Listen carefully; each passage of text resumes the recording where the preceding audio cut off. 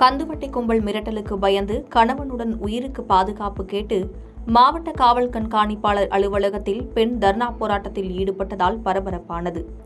நாகர்கோவில் மாவட்டம் வடசேரியில் வசித்து வருபவர் சரோஜினி.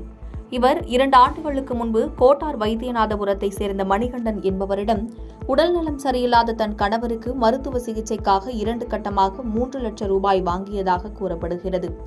இதற்கு 18 மாதமாக மாதந்தோறும் முறையாக வட்டி செலுத்தியுள்ளதாகவும், இதுவரை 4,32,000 வட்டி கட்டியுள்ளதாகவும், ஆனாலும் முறைகேடாக மணிகண்டன் நிலத்தினை அபகரிக்கும் நோக்கத்தில் மிரட்டி வருவதாகவும், மேலும் வீட்டில் தனியாக இருக்கும் சமயத்தில் மணிகண்டன் மற்றும் அவருக்கு ஆதரவாக மிதுன் ஆகியோர் மதுபோதையில் வீட்டில் அத்துமீறி நுழைந்து அவதூறாக பேசி தாக்கியும் உள்ளதாக கூறப்படுகிறது. இதனால் உயிருக்கு பாதுகாப்பு கேட்டு கணவர் மோகனுடன் நாகர்கோவில் மாவட்ட காவல் கண்காணிப்பாளர் அலுவலகத்தில் சரோஜினி திடீர் தர்ணா போராட்டத்தில் ஈடுபட்டதால் பரபரப்பு ஏற்பட்டது. இதுகுறித்து போலீசார் விசாரணை மேற்கொண்டு வருகின்றனர். என் வீட்டுக்காருக்கு ஆபரேஷனுக்காக நான் 1 லட்ச ரூபாய் கடன் வாங்கியிருந்தேன்.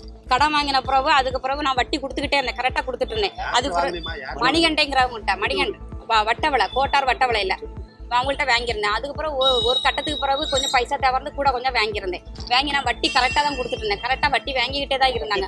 ஒரு 1 லட்சத்துக்கு 8,000 ரூபா வட்டி வாங்கி கொடுத்துட்டு தான் இருந்தேன். அதுக்கப்புறம் ஒரு கட்டத்துக்கு பிறகு என்னால் கொடுக்க முடியலன்னா அவங்க பத்திரத்தெல்லாம் வாங்கி வச்சிருந்தான். சரி, நான் கொடுத்த பிறகு திருப்பி வந்து ரூபாய் தான் வீட்டுக்கு முன்ன வந்து ஆட்களை எல்லாம் அனுப்பி ஒவ்வொரு வரையும் சண்டையை அடிப்படிமா பண்ணேன். நான் அங்கே இங்கேயுமா பிச்சு 3 லட்ச ரூபாய் திருப்பி கொடுத்துருக்கேன். திருப்பி கொடுக்கும்போது சொல்லுவான், நான் எல்லா கேஸையும் ரிலீஃப் பண்ணி தரேன்னு சொல்லியிருந்தான். அவன் கேஸை ரிலீஃப் பண்ணலை, எதுவுமே ரிலீஃப் பண்ண முடியாமல் திருப்பி வந்து 23ஆம் தேதி நைட்டு எங்கள் வீட்டில் யாரும் இல்லாத நேரம் 2 பேர் வந்து என்ன பயங்கரமாக அடித்து என்ன ரொம்ப இது பண்ணாங்க. ஹாஸ்பிட்டல் 4 நாள் அட்மிட் ஆகியிருந்தேன். அப்பவும் நான் கிருஷ்ணகோவில் போலீஸ் ஸ்டேஷனில் வந்து அங்கே வந்து விசாரிச்சாங்க. நான் எல்லா தகவலும் கொடுத்தேன். அங்கேருந்து எந்த இதுவுமே இல்லை. இன்னைக்கு தான் விசாரிக்க கூப்பிட்டாங்க. நான் இங்கேயும் கம்ப்ளைண்ட் 1ஆம் தேதி கம்ப்ளைண்ட் கொடுத்துருக்கேன். இங்கே அங்கேருந்து கூப்பிடலன்னு சொல்லிட்டு இங்கே வந்து கம்ப்ளைண்ட் கொடுத்தேன். இன்னைக்கு 6 நாள் ஆகுது, எந்த கம்ப்ளைண்ட் எடுக்கலை.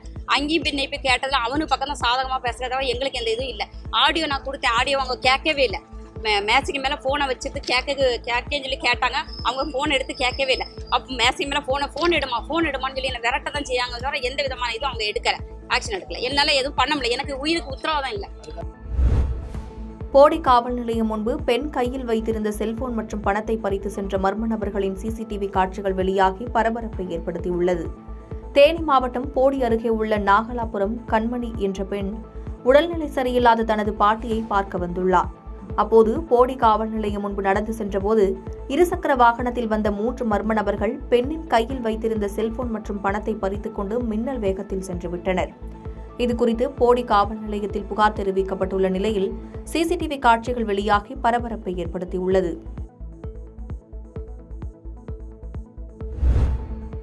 வண்ணாரப்பேட்டை MC ரோடு பகுதியில் கோணிப்பையில் கத்தியுடன் இருந்த இளைஞர் காவல்துறையிடம் பிடிபட்டார். சென்னை வண்ணாரப்பேட்டை MC ரோடு பகுதியில் 1000க்கும் மேற்பட்ட துணிக்கடைகள் இயங்கி வருகிறது. இங்கு கடந்த சில மாதங்களாக வியாபாரிகளுக்கு ரவுடிகள் தொந்தரவு அளித்து வருகின்றனர். இதனைத் தொடர்ந்து கூடுதல் ஆணையர் உத்தரவின் பேரில் ஆங்காங்கே காவலர்கள் காவலுக்கு இருந்து வருகின்றனர். இந்நிலையில் இன்று MC ரோடு பகுதியில் மதுபோதையில் கத்தியை கோணிப்பையில் சுற்றிக் கொண்டு சந்தேகத்திற்கிடமான முறையில் சென்றவரை பிடித்து விசாரணை செய்தனர். விசாரணையில் மண்ணடி அங்கப்பன் நாயக்கன் தெரு பகுதியில் வசிக்கும் மணிகண்டன் என்பது தெரியவந்தது. மேலும் இவர் மீது பல வழக்குகள் உள்ளதாக காவல்துறை சார்பாக தெரிவிக்கப்பட்டுள்ளது. இந்த சம்பவம் அங்கு அப்பகுதியில் அச்சத்தை ஏற்படுத்தியுள்ளது.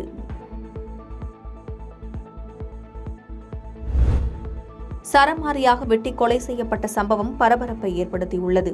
செங்கல்பட்டு அடுத்த நெமிலி துஞ்சும் கிராமத்தை சேர்ந்தவர் சக்கரபாணி. இவரது மகன் யுவராஜ் டைல்ஸ் ஒட்டும் பணி செய்து வரும் இவர் வீட்டின் வெளியே அயர்ந்து தூங்கிக் கொண்டிருந்துள்ளார். அப்போது அடையாளம் தெரியாத மர்ம நபர்கள் சிலர் யுவராஜின் கழுத்து, முகம் ஆகிய பகுதியில் சரமாரியாக வெட்டி கொலை செய்துவிட்டு தப்பி ஓடியுள்ளனர். இதனையடுத்து உறவினர்கள் அளித்த புகாரின் அடிப்படையில் தகவல் அறிந்து வந்த காவல்துறையினர் சடலத்தை மீட்டு பிரேத பரிசோதனைக்காக செங்கல்பட்டு அரசு மருத்துவமனைக்கு அனுப்பி வைத்தனர். கொலைக்கான காரணம் மற்றும் கொலை செய்துவிட்டு தப்பி ஓடிய நபர்கள் யார் என செங்கல்பட்டு தாலுகா போலீசார் விசாரணை மேற்கொண்டு வருகின்றனர். பாலக்கோடு அருகே தண்டவாளத்தில் சிக்கிய மாட்டை காப்பாற்ற முயன்ற மூதாட்டி ரயில் மோதி உயிரிழந்த நிகழ்வு சோகத்தை ஏற்படுத்தியுள்ளது. தருமபுரி மாவட்டம் பாலக்கோடு அடுத்த கடமடை கிராமத்தில் வசித்து வருபவர் முத்தம்மாள். இவர் கடமடை ரயில்வே தண்டவாளம் அருகே மாடு மேய்த்துக் கொண்டிருந்தார். அப்போது காரைக்காலில் இருந்து பெங்களூரு செல்லும் பயணிகள் ரயில் கடமடை அருகே வந்து கொண்டிருந்த போது ரயில் தண்டவாளத்தில் பசுமாட்டின் கால் மாட்டிக்கொண்டது. இதை அறிந்த முத்தம்மாள் தண்டவாளம் அருகே சென்று பசுமாட்டினை காப்பாற்ற முயன்றுள்ளார்.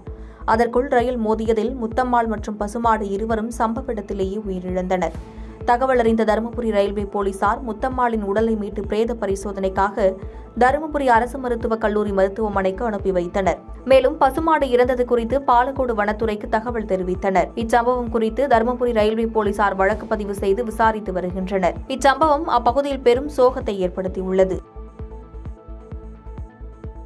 பாதகம் செய்பவரை கண்டால் நாம் பயங்கொள்ளலாகாது பாப்பா, மோதி மிதித்து விடு பாப்பா, அவர் முகத்தில் உமிழ்ந்து விடு பாப்பா. அண்மை செய்திகளை உடனுக்குடன் தெரிந்து கொள்ள இணைந்திருங்கள் இயம்நாடு தொலைக்காட்சியுடன்.